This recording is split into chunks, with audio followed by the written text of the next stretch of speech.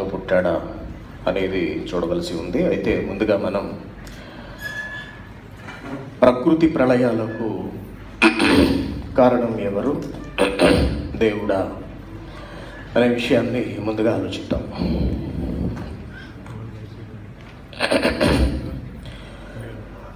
ప్రకృతి పంచభూతాలు అంటారు దీనిని. చాలా జాగ్రత్తగా వినండి. పంచభూతాలు అనగా నింగి, నేల, నీరు, నిప్పు, గాలి. నింగి అంటే ఆకాశం, నేల అంటే భూమి, నీరు అంటే మనకు తెలుసు నీళ్లు, నిప్పు అంటే వేడి, అగ్ని, మూడవది మనం ఉన్న ఈ భూమి.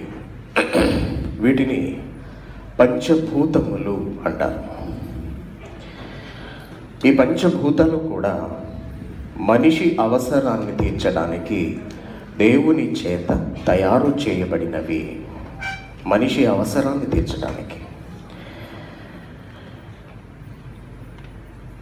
మనమందరం కూడా ఈ రోజున బ్రతుకుతున్నాము అంటే ఈ పంచభూతాల దయ అనే మనం చెప్పక తప్పదు. మన భవిష్యత్తు కొరకు, మన జీవనం కొరకు దేవుడు వీటిని తయారు చేశాడు. వీటన్నిటినీ చేసి దేవుడు మన పాదాల కింద వాటిని పెట్టాడండి. అంటే వీటన్నిటి మీద అధికారం దేవుడు మనకిచ్చాడు. హెబ్రీయులకు రాసిన పత్రిక 2వ అధ్యాయము 7వ వచనం. హెబ్రీయులకు రాసిన పత్రిక 2వ అధ్యాయము 7వ వచనం.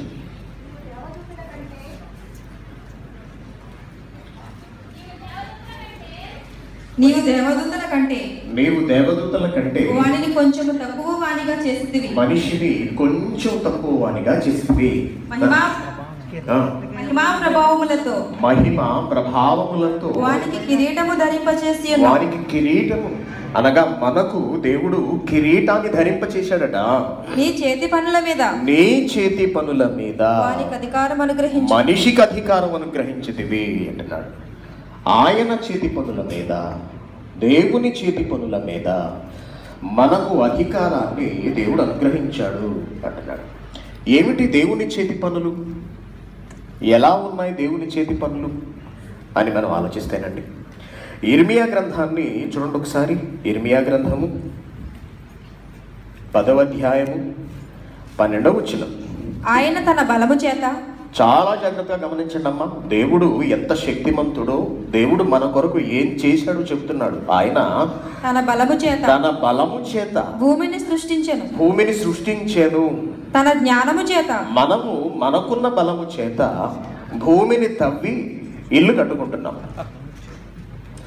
మనము సృష్టించట్లేదండి, సృష్టించబడిన దానిని మనం వాడుకుంటున్నాం. భూమిలోంచే మనం సమస్తాన్ని తీసుకుంటున్నామే తప్పించి మనం భూమిని తయారు చేయట్లేదు. కానీ దేవుడు తన బలము చేత భూమిని సృష్టించెను అంటున్నాడు. తన బలము చేత భూమిని సృష్టించెను.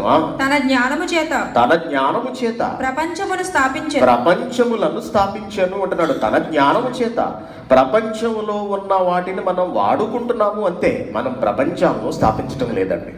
అయితే దేవుడు తన జ్ఞానము చేత ప్రపంచములను స్థాపించెను. తన ప్రజ్ఞ చేత ఆకాశమును విశాలపరిచెను. ఏమంటే విశాలపరచడం అంటే ఏమిటో మనకు తెలుసు కదండి.